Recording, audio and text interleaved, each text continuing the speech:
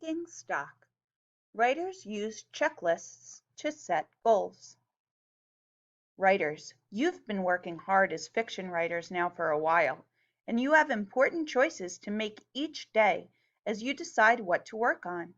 It's sort of a big deal for writers, deciding what to do each day.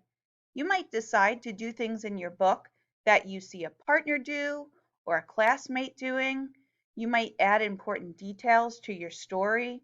You might work hard at your endings. Those are just some of the new things you've been working on. You already know about writing small moments, about making characters talk, about using capital letters and punctuation to help your reader, and so much more. Try to make an expert decision about your big personal goals as a writer. One way to do this is evaluate the fiction book that you think is your best so far. That way, you can figure out things that you do well and compliment yourself on those things and figure out what you want to work on so you can set expert goals. You teach yourselves.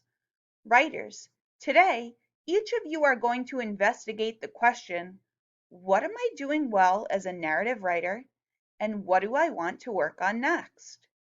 When you were writing small moment stories, you were writing about yourself. Now you are writing fiction books. You are writing about something your character did. The trick is to write one small moment about just that one thing that happened, not everything or the character's whole life. That really is a second grade goal that I think you're all ready to do. This is our narrative writing checklist.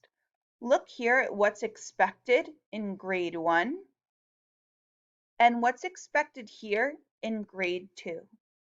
You can pause the video here to take a look at what are some things that are expected.